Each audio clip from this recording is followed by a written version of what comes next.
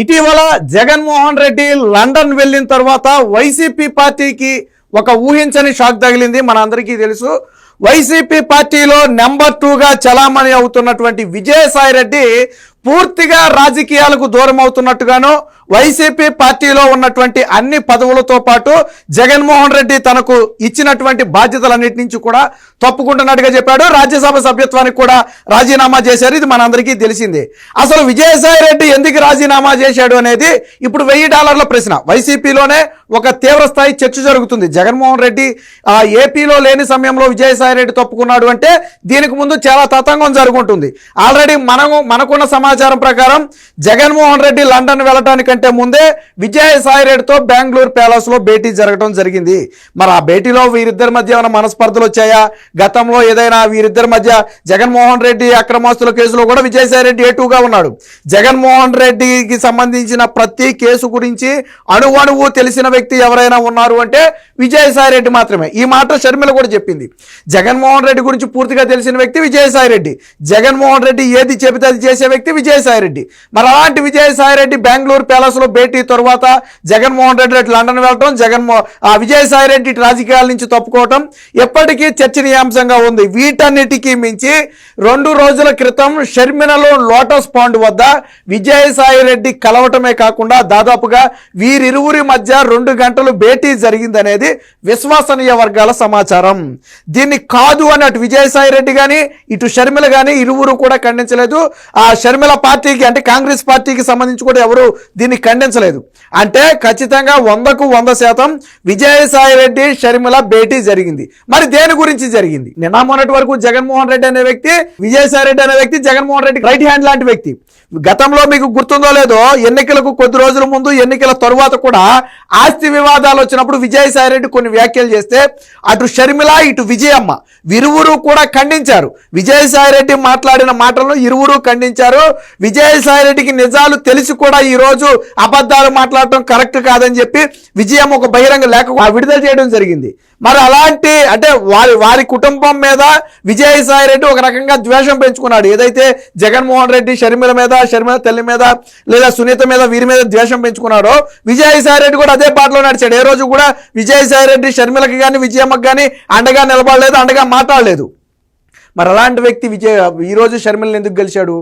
పోనీ విజయసాయి రెడ్డి ఏమైనా పార్టీ మారే ఆలోచన ఉందేమో, పోనీ ఆ ఉద్దేశంలో ఏమైనా కలిచాడా అనుకోవడానికి విజయసాయి రెడ్డి ఒక విషయం స్పష్టంగా చెప్పాడు.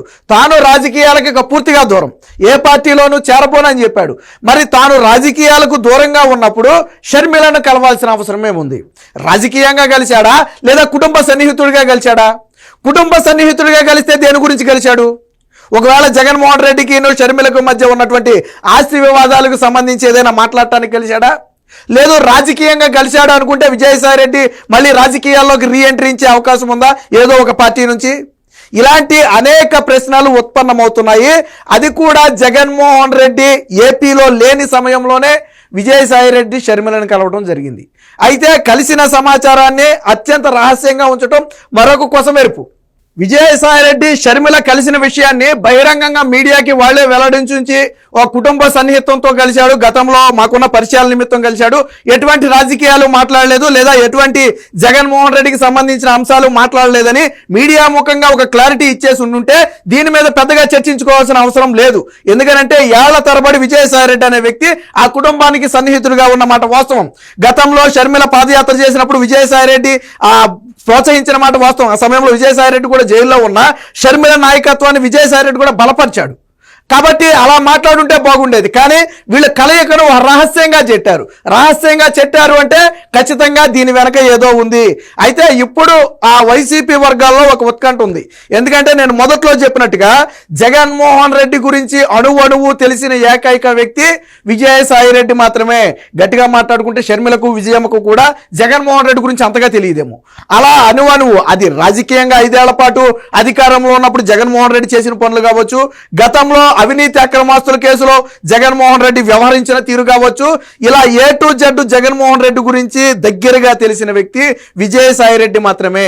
అలాంటి విజయసాయి రెడ్డి ఇప్పుడు షర్మిలకు జగన్మోహన్ రెడ్డికి మధ్య పచ్చగడ్డేస్తే బొగ్గుమనే వైర్యం ఉంది. ఇది బహిరంగ సత్యం, దీన్ని ఎవరు కాదనలేని పరిస్థితి. ఆస్తుల కోసం వాళ్ళే కోట్లకు ఎక్కువ కొట్టుకునే పరిస్థితి. మరి అలాంటి పరిస్థితుల్లో ఎందుకు షర్మిలను కలవాల్సి వచ్చింది? అంటే షర్మిలకు విజయసాయిరెడ్డి మద్దతు తెలుపుతున్నాడనే ఒక భయం వైసీపీ వర్గాలలో ముఖ్యంగా జగన్మోహన్ రెడ్డిలో ఉంది. విజయసాయిరెడ్డి ఈ రోజు నోరు తెరిచి మాట్లాడితే చాలా మంది వైసీపీ నాయకులు కార్యకర్తలు నమ్ముతారు. ఎందుకంటే విజయసాయిరెడ్డిని మొదటి నుంచి బలంగా జగన్మోహన్ రెడ్డిని ఎంత బలంగా అయితే నమ్ముతారో విజయసాయిరెడ్డిని కూడా అంతే బలంగా నమ్ముతారు. సాధారణంగా పార్టీలోంచి ఎవరైనా వెళ్ళిపోతే వాళ్ళ కార్యకర్తలు ఏమంటారంటే ఆ పోతే పోతాడు ఇంకోటి కొత్తోడు వస్తాడులే అంటారు. బట్ మన విజయసాయిరెడ్డి బయటికి వెళ్ళిపోతుంటే వైసీపీ కార్యకర్తలే బాధపడే పరిస్థితి. ఎందుకు ఇలా జరుగుతుంది? జగన్మోహన్ రెడ్డి ఏపీలో లేడు, ఉన్నట్టుండి ఎటువంటి అంటే సింటమ్స్ లేకుండా డైరెక్ట్ గా ఒకసారి పార్టీ నుంచి బయటికి వెళ్ళిపోయాడు. పైగా రాజకీయాల నుంచి పూర్తిగా దూరం అని చెప్తున్నాడు. అసలు ఏం జరుగుతుంది అనేది ఇప్పటికీ అంతు చెక్కని ప్రశ్నలకి. అలాంటిది ఇప్పుడు షర్మిలను గెలవడంతో వీరి అనుమానాలు మరింత బలపడ్డాయి. ఈవెన్ వివేకానంద రెడ్డి హత్య కేసుతో కూడా విజయసాయిరెడ్డికి లింక్ ఉంది. లింక్ ఉంది అంటే ఏదో హత్యలో పాల్గొన్నాడని కాదు. విజయసాయిరెడ్డి మొట్టమొదటిగా గుండెపోటు అని సాక్షికి చెప్పిన వ్యక్తి. అక్కడ జరిగింది గొడ్డలపోటు అయితే మొట్టమొదటిగా టీవీ ఛానల్స్ లో గుండెపోటు అని చెప్పిన ఏకైక వ్యక్తి విజయసాయిరెడ్డి. దీని మీద గతంలో షర్మిల కూడా సునీత కూడా డిమాండ్ చేశారు. విజయసాయిరెడ్డిని ఎందుకు సిబిఐ ప్రశ్నించదో, గుండెపోటు అని ఎలా చెప్పాడో సిబిఐ నిలదీయాలని చెప్పి ప్రశ్నించినటువంటి పరిస్థితి. మరి ఆ విషయంలో కూడా విజయసాయిరెడ్డికి కొంత సమాచారం ఉండే ఉంటుంది. ఆ రోజు గొడ్డలపోటుని గుండెపోటు అని ఎందుకు చెప్పాల్సి వచ్చిందో విజయసాయిరెడ్డి నోరెప్పొచ్చు. లేదా జగన్మోహన్ రెడ్డి అక్రమాస్తుల కేసుకు సంబంధించి తండ్రి అధికారాన్ని అడ్డం పెట్టుకుని ఎలా జగన్మోహన్ రెడ్డి సంపాదించాడో నోరు విప్పి చెప్పొచ్చు.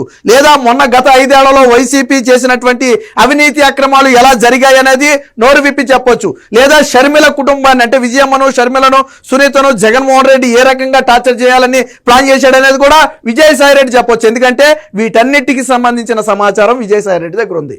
మరి ఎందుకు కలిశాడు అనేది ఇప్పుడు ప్రశ్నే అయినప్పటికీ కూడా దీన్ని విజయసాయిరెడ్డి ఖండించలేదు. సోషల్ మీడియా వేదికగా సాధారణంగా విజయసాయిరెడ్డి ఏదైనా ఒక ఎలిగేషన్ వస్తే సోషల్ మీడియా వేదికగా క్లారిటీ ఇస్తాడు. అది నిజమో అబద్ధమో పక్కన పెడితే ఇదిగో నేను ఎందుకు గెలిచాను లేదా నేను కలవలేదు అని ఒక క్లారిటీ ఇస్తాడు. కానీ విజయసాయిరెడ్డి షర్మిలను కలిసిన అంశం మీద ఇప్పటి వరకు స్పందించలా. ఇప్పటికే మీడియాల్లో కథలుగా వస్తున్నప్పటికీ కూడా విజయసాయిరెడ్డి స్పందించలేదు. అలాగే షర్మిల కానీ కాంగ్రెస్ పార్టీ కానీ ఈ రెండు కూడా స్పందించలా. అది వ్యక్తిగత భేటీ అని కానీ రాజకీయ భేటీ అని కానీ లేదా కలవలేదని కానీ దేనికి కూడా ఖండన లేదు. కాబట్టి వీరిరువురు లోటస్ పాండ్ లో కలిసిన మాట వాస్తవం. దాదాపుగా 2 గంటల పాటు ఇరువురు నేతల మధ్య భేటీ జరగడం అనేది చిన్న విషయం కాదు. మీరు చూడండి, ఎంత పెద్ద నేతలైనా దాదాపు 40 నిమిషాలు 50 నిమిషాలకు మించి భేటీ జరగదు. అలాంటిది 2 గంటల పాటు సుదీర్ఘ భేటీ జరిగింది అంటే దీని వెనక ఏదో ఖచ్చితంగా ఉంది అనేది వైసీపీ వర్గాల్లో ప్రస్తుతం ఉన్నట్టు అనుమానం.